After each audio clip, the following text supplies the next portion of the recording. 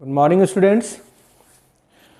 आज के इस वीडियो में हम लोग क्वांटम मैकेनिकल मॉडल के बारे में बात करने वाले हैं। पिछले वीडियो में जो मैं लेक्चर दिया था मैंने वो था बोर्स एटॉमिक मॉडल पे, और बोर्स एटॉमिक मॉडल फेल भी हो जाता है, इस पर भी हम लोगों ने चर्चा कर ली थी। और उसके फेल होने का कारण बोर्स एटॉमिक मॉडल का जो लिमिटेशंस हैं उस पर हम लोग बात कर चुके हैं कि बोर्स एटॉमिक मॉडल फेल क्यों हो जाता है। एक बार रिव्यू कर लेते हैं पिछले क्लास का, पिछले लेक्चर का। उसमें आपको याद होगा कि हम लोग जब बोर्स का एटॉमिक मॉडल पढ़ रहे थे वहाँ ये बात समझने की कोशिश की थी, जिस पर हम लोग ने फोकस किया था कि हाइड्रोजन स्पेक्ट्रम, एटॉमिक स्पेक्ट्रम जो मिलता है, मीनिंग देयर बाय कि रदरफोर्ड्स के मॉडल में जिस बात को एक्सप्लेन नहीं किया जा सका कि वो जो कोई भी एटम इलेक्ट्रोमैग्नेटिक रेडिएशन कैसे इमिट करता है, कैसे इरेडिएट करता है, कहाँ से आता है वो, इसका एक्सप्लेनेशन जो रदरफोर्ड्स के मॉडल में नहीं था, इस बात का एक्सप्लेनेशन हम लोगों ने ढूंढ लिया था बोर्स के एटॉमिक मॉडल में। मैंने ये भी समझाया था कि बोर्स के एटॉमिक मॉडल कोई नई चीज़ नहीं है, it is just the combined form of Rutherford's atomic model and Planck's quantum theory. तो प्लैंक्स की क्वांटम थ्योरी, रदरफोर्ड्स के मॉडल को मिलाकर नील बोर ने एक नया मॉडल दिया, एटॉमिक मॉडल दिया, जिसको हम लोग बोर्स एटॉमिक मॉडल के नाम से आज जानते हैं। बड़ा ही फेमस मॉडल हुआ।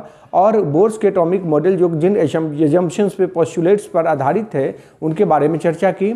और उसके आधार पर हम लोगों ने हाइड्रोजन स्पेक्ट्रम को सही सक्सेसफुली एक्सप्लेन कर दिया था। हाइड्रोजन स्पेक्ट्रम में क्यों मिलता है और उसके जो फार्मूलाई दिए गए डिफरेंट साइंटिस्ट के द्वारा, जैसे बाल्मर ने वेव नंबर निकालने का फार्मूला दिया था, पाश्चर ने दिया था, ब्रैकेट ने दिया था, पीफंड ने दिया था, इन सारे फार्मूलाई को हम लोगों ने डिराइव भी कर लिया था। और उसके बेसिस पर हम ये इस कंक्लूजन पे पहुँचे कि जो हाइड्रोजन स्पेक्ट्रम है वो मिल रहा है, और उसका कारण है कि de-excitation of electrons from the higher energy level to lower energy level.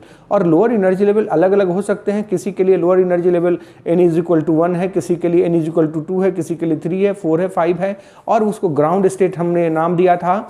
और ग्राउंड स्टेट सबके लिए अलग अलग है, और उसके हिसाब से अलग अलग सीरीज हमें मिले।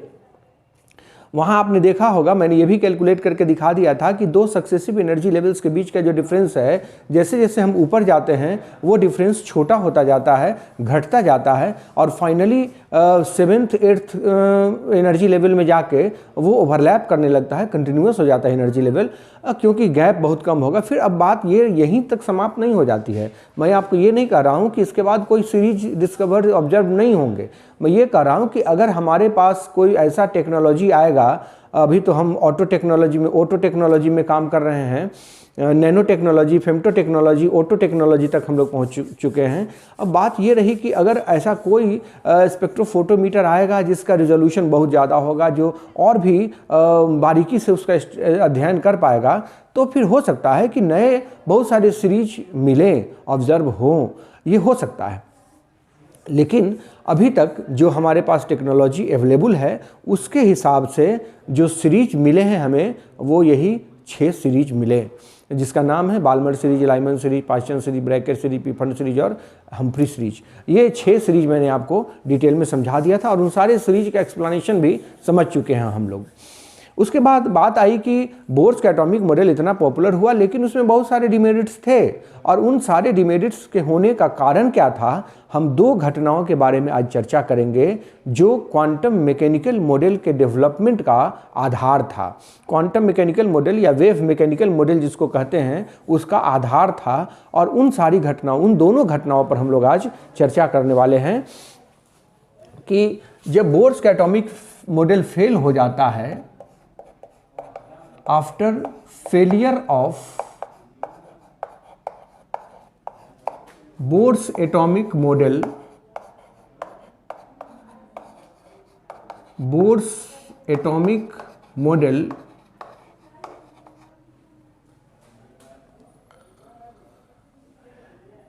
Schrodinger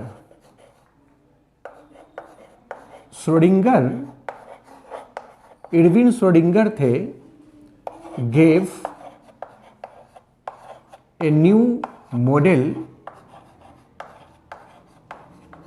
of atom which is actually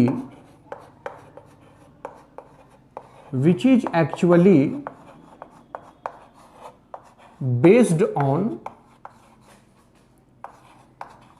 dual behavior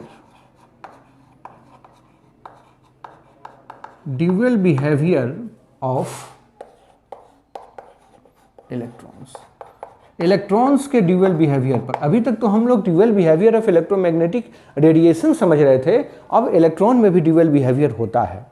और उनका जो इक्वेशन था, हम पहले इसके बारे में थोड़ी सी चर्चा कर लेते हैं, फिर बाद में आएंगे उन सारी घटनाओं पर। He gave an equation known as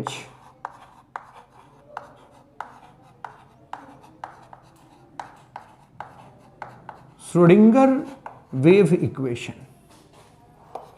Schrödinger wave equation, उसको Schrödinger wave equation कहा गया, और H psi is equal to E psi, यही श्रोडिंगर का वेव इक्वेशन है। इस पर हम लोग खुल के चर्चा करेंगे, जिसमें H जो है ये ऑपरेटर होता है, Hamiltonian operator,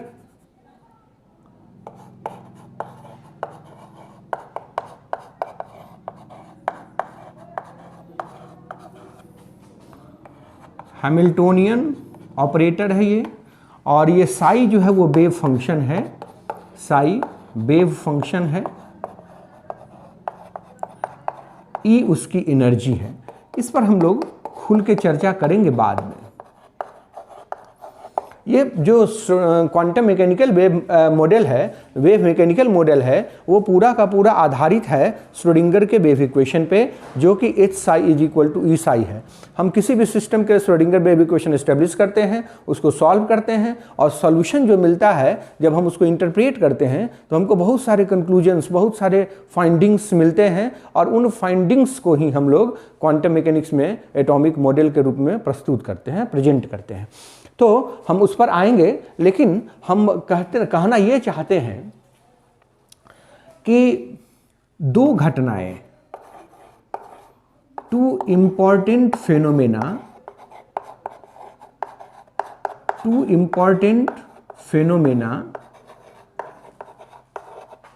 that are solely responsible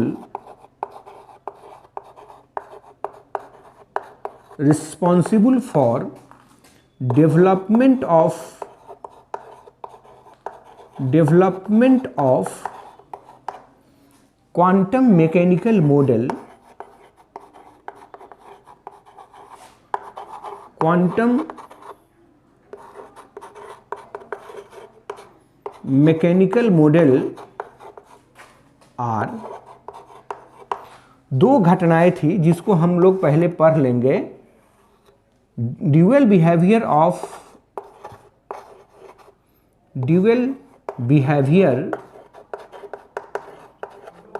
of matter. यहाँ हम मैटर के ड्यूअल बिहेवियर की बात कर रहे हैं, इलेक्ट्रॉन के किसी वेव के इलेक्ट्रोमैग्नेटिक रेडिएशन की नहीं। और दूसरी घटना थी Heisenberg's uncertainty principle. Heisenberg's uncertainty principle. ये दो घटनाएं जो क्वांटम मैकेनिकल मॉडल के डेवलपमेंट के लिए रिस्पॉन्सिबल थी। हम इन दोनों घटनाओं को पहले समझ लेते हैं, और इन घटनाओं को समझने से पहले हम एक बात आपको क्लियर कर देना चाहते हैं कि वेव और पार्टिकल में डिफरेंस क्या है। सपोज कीजिए कि एक पार्टिकल है और एक वेव है, हम इन दोनों में डिफरेंस क्या समझना चाहते हैं, डिफरेंस क्या है। तो ये जो पार्टिकल होते हैं ये ऑक्यूपाई करेंगे a certain space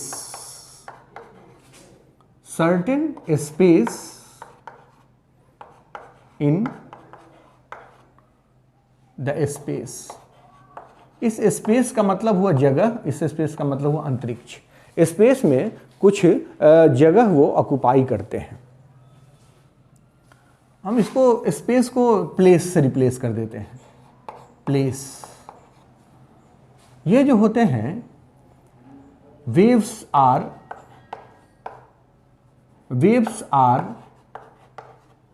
spread over the entire range। यह पूरे रेंज तक ये फैला रहता है, ये स्प्रेड फैला रहता है वेव।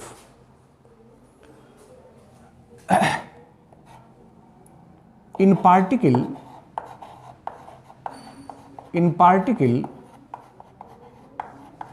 there is certainty, मतलब उसमें एक सर्टेनिटी होती है, खास पोजीशन होता है उसका, खास जगह होगा उसका। ये कंटिन्यूअस होते हैं। Waves are the continuous, waves जो होंगे वो कंटिन्यूअस होंगे। Waves are continuous. Particle, two particles cannot occupy the same space। Two particles cannot occupy the same space। मतलब इसको हम दूसरे तरीके से कह सकते हैं, when two particles are placed together, जब दो पार्टिकल्स को एक साथ रखा जाएगा, they cannot interfere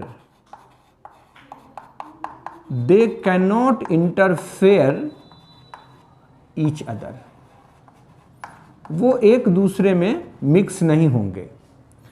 जबकि two waves can occupy the same space। Same space occupy कर सकते हैं दो waves. That is they can interfere to each other. ये एक दूसरे में इंटरफेयर भी करेंगे। इंटरफेरेंस का मतलब ही हुआ कि two waves combine to give one wave. दो वेव कंबाइन होकर एक वेव देगा। इंटरफेरेंस पढ़ा हुआ है आपने। और एक जो सबसे जरूरी बात है कि particles can be counted. Particles can be counted. Particles को हम काउंट कर सकते हैं, वेव को काउंट नहीं कर सकते हैं। Wave can't be, can not be counted. अगर इसको हम काउंट कर पाएंगे तो इसका मतलब उसमें पार्टिकल नेचर है। वेव और पार्टिकल में ये एक बेसिक डिफरेंस है। हम यहाँ ड्यूअल बिहेवियर की बात करने वाले हैं। डी ब्रॉगली के कंसेप्ट को आगे बढ़ाने वाले हैं। डी ब्रॉगली के कंसेप्ट के बारे में थोड़ी सी बात करते हैं। ड्यूअल, अब इसको हम पॉइंट वाइज दोनों को बारी बारी से पढ़ लेना चाहेंगे। ड्यूअल बिहेवियर और Heisenberg's uncertainty principle. Dual behaviour and Heisenberg's uncertainty principle को हम लोग पढ़ ले। उसके बाद ये समझ में अपने आप आ जाएगा कि बोर्स के एटॉमिक मॉडल में क्या क्या कमियां थी, लिमिटेशंस जो थे वो कितने मीनिंगफुल थे। वो जो लिमिटेशन पॉइंट आउट किया गया है, वो जो लिमिटेशंस हैं वो कितने मीनिंगफुल हैं, ये हम लोग समझ जाएंगे जब इन दोनों को पढ़ लेंगे।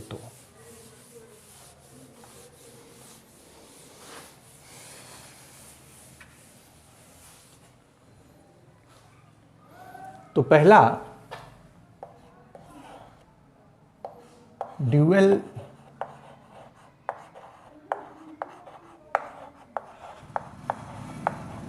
Behaviour of matter.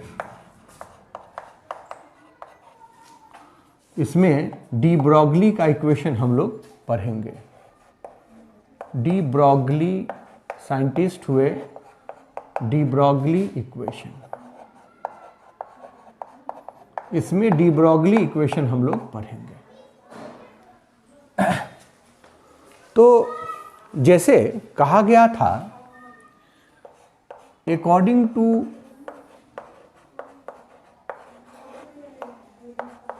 De Broglie, एक साइंटिस्ट हुए डी ब्रॉगली, बड़े ही फेमस साइंटिस्ट हुए डी ब्रॉगली, फिजिसिस्ट थे ये। उन्होंने कहा कि जैसे इलेक्ट्रोमैग्नेटिक रेडिएशन में ड्यूअल बिहेवियर होता है, इलेक्ट्रोमैग्नेटिक रेडिएशन पार्टिकल नेचर भी पोसेस करता है और वेव नेचर भी पोसेस करता है, ठीक वैसे ही दुनिया के जितने भी मूविंग ऑब्जेक्ट्स हैं उनमें ड्यूअल बिहेवियर होता है। Similar to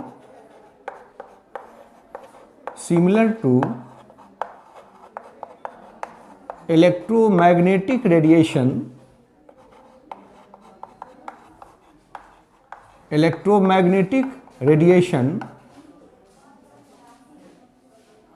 all the moving particles possess the dual behaviour. जितने भी मूविंग पार्टिकल्स होते हैं वो ड्यूअल बिहेवियर पोसेस करते हैं, उनमें भी ड्यूअल बिहेवियर होता है, ये डी ब्रॉगली ने कहा। ही correlated the wave nature and particle nature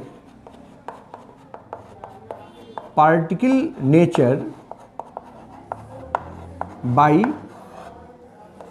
a famous equation। बड़ा ही फेमस इक्वेशन है ये, lambda is equal to H by P. इसको हम डेराइव भी कर सकते हैं, बहुत मुश्किल नहीं है, जिसमें लेम्डा ये है वेवलेंथ। वेवलेंथ हमेशा वेव का होता है। Wavelength is actually the measure of wave nature. Wavelength जो है वो वेव नेचर का मेजरमेंट है, ये इंडिकेटिव है वेव नेचर का।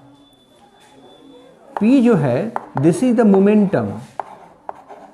मोमेंटम का मतलब हुआ mass into velocity and this is the measure of particle nature. This is the measure of particle nature. यह पार्टिकल नेचर को इंडिकेट करता है।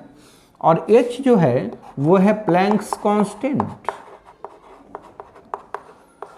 Planck's constant.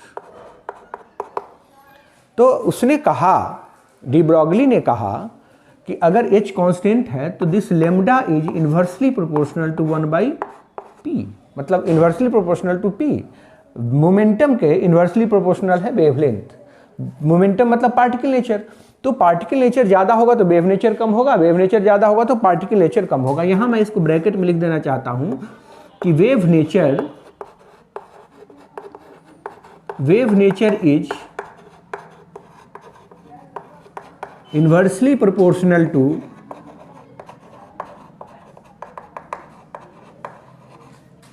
Proportional to the particle nature. Wave nature particle nature के inversely proportional होता है। ये हम लोग यहाँ इससे कंक्लूजन निकाल सकते हैं। ये जो इक्वेशन है हम इसको आसानी से डिराइव भी कर सकते हैं, ये बहुत मुश्किल काम नहीं है। आपने पढ़ा हुआ है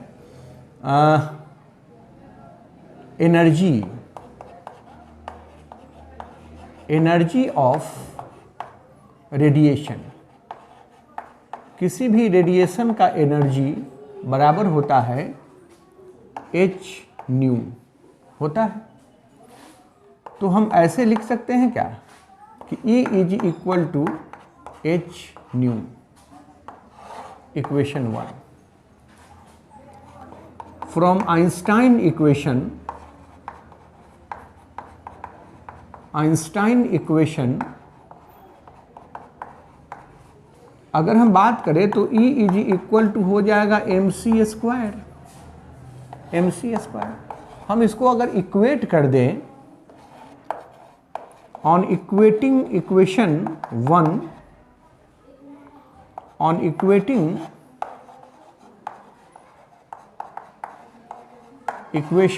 and 2 we get h nu is equal to mc square. तो h को तो h रहने देते हैं, न्यू को c बाई लेम्बडा हम लिख सकते हैं, बराबर हो जाएगा mc square, where this nu is equal to c by lambda हम लोग ऑलरेडी जानते हैं इसके बारे में, इक्वेशन 3। नाउ इस c से एक c कट जाएगा तो हम लिख सकते हैं lambda is equal to h by M C, जिसमें where c is speed of light, c is speed of the light. तो ये लाइट की स्पीड है। अगर किसी मूविंग बॉडी के लिए हम बात करेंगे, for a moving body c जो है वो हो जाएगा v वेलोसिटी। तो अब हमारा लेम्बडा हो गया h by M V, equation 5।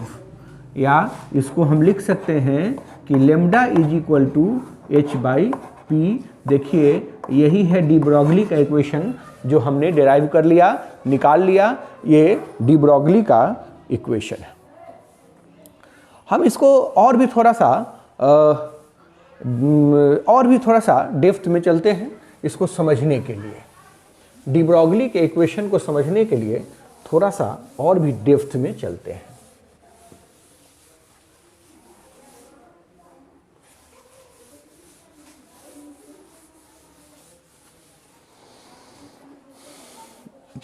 ये जो कहा कि ये मैटर, कोई भी matter that possess wave nature, जिसमें वेव नेचर होता है उसको डी ब्रॉगली मैटर वेव कहा जाता है।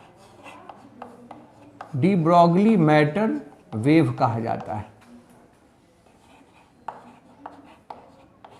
डी ब्रॉगली मैटर वेव कहते हैं उसको। हम देखते हैं, सपोज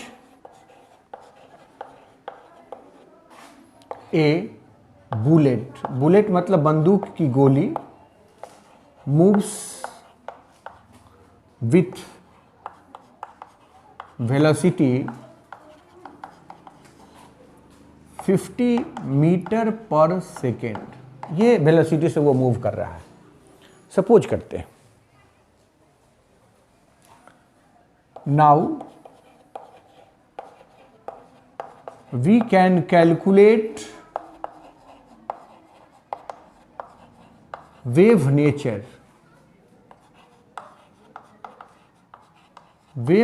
इन दैट बुलेट। इस बुलेट में जो वेव नेचर है हम उसको कैलकुलेट कर सकते हैं। कैसे कैलकुलेट कर सकते हैं? देखिए लेम्डा इज इक्वल टू होता है h बाई एम वी। तो h हो गया 6.62 into 10 to the power -34 joule second by mass हो गया 50 ग्राम है तो 0.05 kg, जूल है इसलिए kg में लिखना पड़ेगा, और ये 50 मीटर पर सेकेंड, यही तो बात हुई। इसका अगर लेमडा हम निकालते हैं तो ठीक है 6.62 बाई 5 2.5 हो जाएगा, ये 2.5 into 10 to the power -34 metre, ये हो जाएगा वेवलेंथ। और आप समझ रहे हैं कि ये जो वेवलेंथ है इतना कम है कि हम इसको कैलकुलेट नहीं कर सकते हैं, इसको हम कैलकुलेट नहीं कर पाएंगे। This wavelength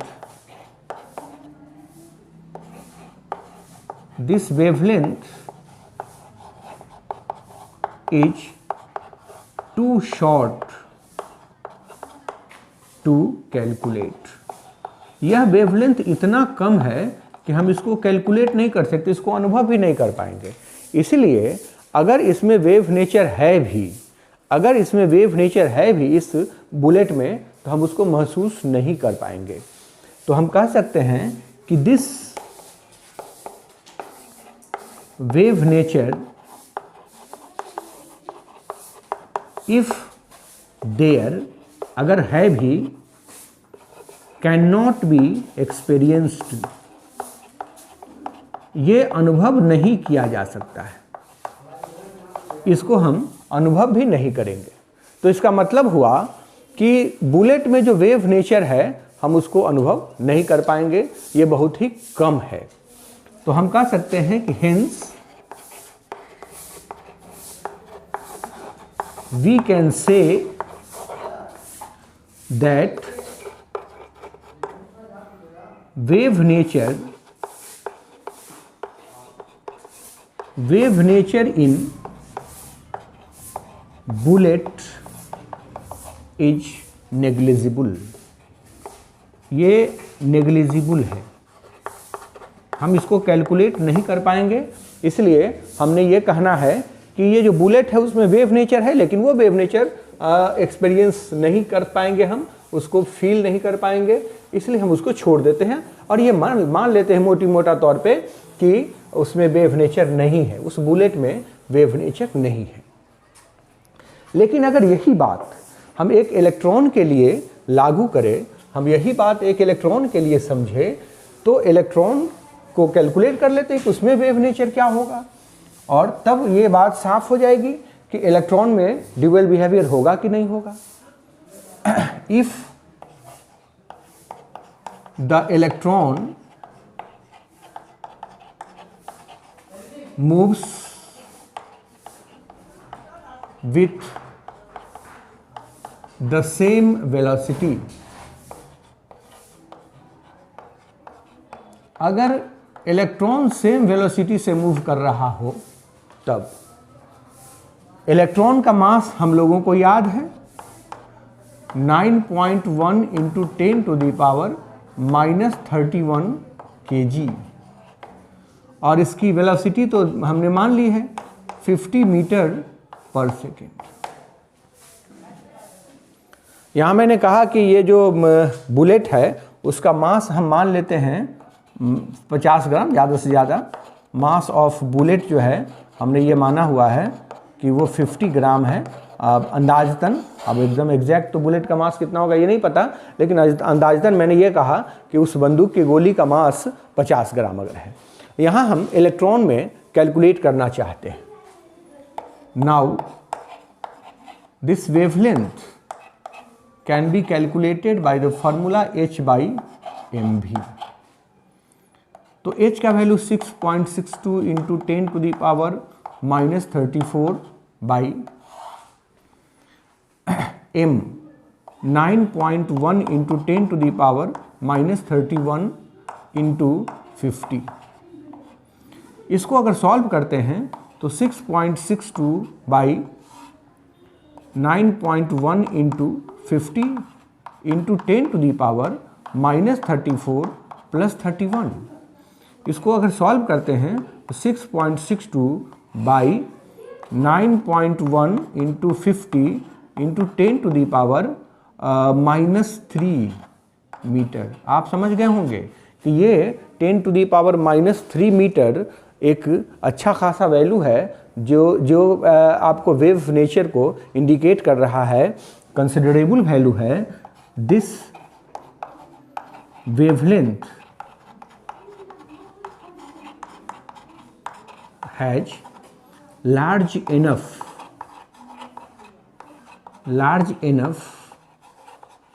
to show the wave nature,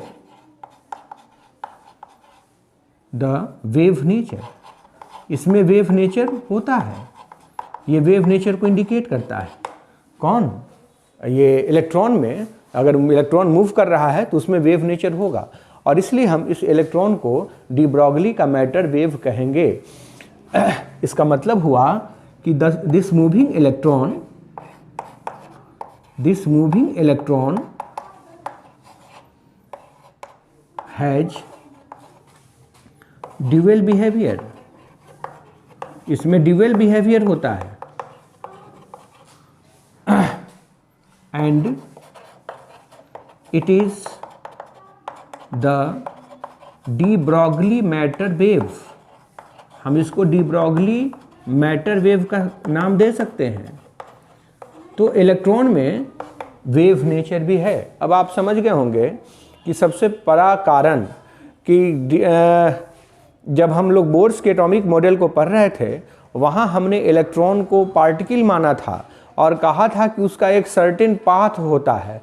अब तो इलेक्ट्रॉन 2 इलेक्ट्रॉन 4 इलेक्ट्रॉन 5 इलेक्ट्रॉन होते हैं, और मैंने अभी आपको बताया कि अगर इलेक्ट्रॉन वेव है तो इलेक्ट्रॉन को काउंट ही नहीं कर सकते हैं, इलेक्ट्रॉन का क्लाउड होगा। अब डी ब्रॉगली के इस स्टेटमेंट के बाद, इस कैलकुलेशन के बाद सीधा सीधा ये समझ में आ गया कि we can not count the electrons in the atom and there is no electrons but electron waves, electron cloud. अब बात रही कि जब वेव हो गया इलेक्ट्रॉन का नेचर, तो वो इलेक्ट्रॉन किसी 1 2 इलेक्ट्रॉन 4 इलेक्ट्रॉन नहीं होंगे, अब इलेक्ट्रॉन कंटिन्यूअस होंगे, इलेक्ट्रॉन का एक वेव होगा, इलेक्ट्रॉन का एक क्लाउड होगा। तो ये बात साबित हो गई। और चूंकि बोर्स का एटॉमिक मॉडल इलेक्ट्रॉन के पार्टिकल नेचर पर बेस्ड था तो उसको बहुत बड़ा चैलेंज मिला। चैलेंज डी ब्रॉगली के इस मैटर वेव से मिला कि इलेक्ट्रॉन जो है वो वेव नेचर का होता है, और इलेक्ट्रॉन का जो सर्टेन पाथ था वो आप समझ रहे हैं कि एक में 4 इलेक्ट्रॉन 5 इलेक्ट्रॉन 10 इलेक्ट्रॉन जो हम रखते हैं वो अब नहीं हो सकता है। अब इलेक्ट्रॉन एक ही जैसे सब मिल जाएंगे, क्योंकि इंटरफेरेंस होगा उनमें। वेव की प्रॉपर्टी होती है इंटरफेरेंस, तो इंटरफेरेंस होगा, इंटरफेरेंस के बाद सारे के सारे वेव मिल जाएंगे और वो एक वेव बना देंगे। तो इलेक्ट्रॉन किसी एटम में 2 4 5 नहीं होंगे, वो सब एक दूसरे में मिक्स हो जाएंगे। तो ये घटना थी जो डी ब्रॉगली जो बोर्स एटॉमिक मॉडल को चैलेंज करता है। एक और सबसे बड़ी घटना घटी जिसका ऑब्जर्वेशन किया गया हाइजेनबर्ग के द्वारा। हाइजेनबर्ग ने कहा था कि किसी भी इलेक्ट्रॉन लाइक पार्टिकल का हम पोजीशन एंड मोमेंटम एक साथ नहीं निकाल सकते हैं। और ये क्या बात है, इस पर जब हम डिस्कशन करेंगे, अभी जस्ट आपको बताएंगे, तो आपको ये समझ में आएगा कि हाइजेनबर्ग्स अनसर्टेनिटी प्रिंसिपल के बाद तो बोर्स का जो भी कंसेप्ट था वो एकदम से फेल हो गया। उसमें अब कोई गुंजाइश ही नहीं रह गया, एक भी पॉइंट नहीं रह गया जिस पर कंसीडर किया जा सकता है। बोर्स का मॉडल टोटल का टोटल फेल हो जाएगा जब हाइजेनबर्ग्स अनसर्टेनिटी प्रिंसिपल हम आपको समझा देंगे तो।